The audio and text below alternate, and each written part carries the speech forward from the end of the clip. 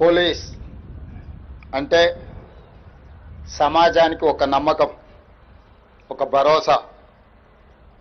ప్రపంచమంతా నిద్రపోతున్నా సరే సమాజంలో శాంతి భద్రతల పరిరక్షణకు కట్టుబడి తను మాత్రమే మేల్కొని ఈ సమాజాన్ని కాపాడుతూ ఉంటాడు. విధి నిర్వహణలో ఒక్కోసారి ప్రాణాలను సైతం ఫనంగా పెట్టాల్సి వచ్చినా మన పోలీసులు వెనకడుగు వేయడం లేదు. ఒకవైపు నెత్తురు చిందుతున్నా మన రక్షణ కోసం ప్రాణాలు అర్పించిన వీరులు ఎందరో ఉన్నారు. విధి నిర్వహణలో దేశం కోసం ప్రాణాలు అర్పించిన ఎందరో పోలీసు అమరవీరులను స్మరించుకోవడం మన అందరి కర్తవ్యము, బాధ్యత. ఆ బాధ్యతతోనే దేశవ్యాప్తంగా ప్రతి సంవత్సరం అక్టోబర్ 21న పోలీసు అమరుల సంస్మరణ దినోత్సవంగా ఘనంగా నిర్వహించుకుంటున్నాం. ఈ సందర్భంగా విధి నిర్వహణలో వీర మరణం పొందిన పోలీసు అమరులకు తెలంగాణ రాష్ట్ర ముఖ్యమంత్రిగా 4 కోట్ల ప్రజల పక్షాన ఘనంగా శ్రద్ధాంజలి ఘటిస్తున్నా. పోలీసు అమరులను స్మరించుకునే రోజు అక్టోబర్ 21కి మహోన్నత చరిత్ర ఉన్నది. 1959 అక్టోబర్ 21న అంటే సరిగ్గా 66 సంవత్సరాల కిందట భారత చైనా సరిహద్దుల్లోని హాట్ స్ప్రింగ్స్ వద్ద దురాక్రమణకు దిగిన చైనా సైనికులతో మన సైనికులు వీరోచితంగా పోరాడారు. మాతృభూమి పరిరక్షణలో సిఆర్పిఎఫ్ అధికారి కరణ్ సింగ్ నేతృత్వంలో 10 మంది జవాన్లు వీర మరణం పొందారు. నాటి నుంచి ప్రతి ఏటా అక్టోబర్ 21వ తేదీన దేశవ్యాప్తంగా విధి నిర్వహణలో ప్రాణాలు అర్పించిన పోలీసు అమరులను స్మరించుకోవడం మన దేశపు గౌరవప్రదమైన సాంప్రదాయంగా మారింది. దేశం కోసం ఆనాటి నుంచి ఈనాటి వరకు ఎందరో పోలీసులు ప్రాణత్యాగం చేశారు. వారందరికీ పేరు పేరున హృదయపూర్వక శ్రద్ధాంజలి ఘటిస్తున్నాను.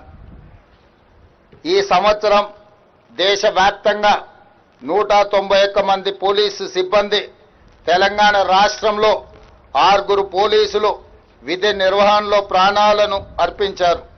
గ్రేహాండ్స్ కమాండోలు T Sandeep, V Sridhar, N Pawan Kalyan సంఘ విద్రోహ శక్తులతో పోరాడుతూ వీర మరణం పొందారు.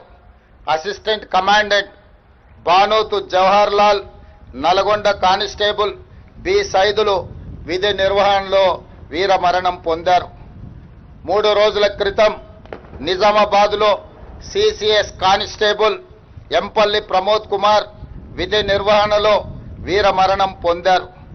భర్త ప్రమోద్ను పోగొట్టుకున్న తన భార్య ప్రణీతకు, అతి చిన్న వయసులోనే తండ్రిని కోల్పోయిన అతని 3 కుమారులకు, వారి కుటుంబానికి ప్రభుత్వం అండగా ఉంటుంది.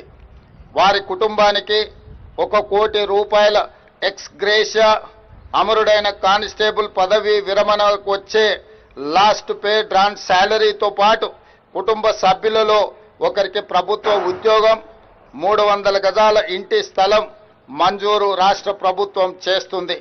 వీటితో పాటు పోలీసు భద్రత సంక్షేమం నుండి 16 లక్షల ఎక్స్ గ్రేషియా, పోలీసు వెల్ఫేర్ నుండి 8 లక్షల రూపాయల ఎక్స్ గ్రేషియాను ప్రమోద్ కుటుంబానికి చెల్లించి వారి కుటుంబానికి రాష్ట్ర ప్రభుత్వం అండగా నిలబడుతుంది. అదే కాకుండా 18 సంవత్సరాల క్రితం 29/6/2008న ఒరిస్సాలోని చిత్రకొండ రిజర్వాయర్ మావోయిస్టుల దాడిలో మరణించిన 33 మంది పోలీసు అమరులకు స్థలాన్ని కేటాయించి దాదాపుగా ఈ 18 సంవత్సరాలు ఈ సమస్య పరిష్కారం కాలేదు. అందుకే ఈనాడు తెలంగాణ రాష్ట్ర ప్రభుత్వం ఆ సమస్యను పరిష్కరించి ఆనాడు ప్రాణాలు కోల్పోయిన 33 మంది పోలీసు కుటుంబాలకు ప్రతి ఒక్కరికి 200 గజాల చొప్పున గాజుల రామారం, మల్కాజ్గిరి, మేడ్చల్ జిల్లాలో స్థలాన్ని కేటాయించినమని చెప్పడానికి నేను సంతోషిస్తున్నాను. తెలంగాణ పోలీస్ శాఖ అవలంబిస్తున్న విధానాలు నూతన సాంకేతిక పరిజ్ఞానంతో రాష్ట్ర పోలీసు శాఖ దేశంలోనే అగ్రస్థానం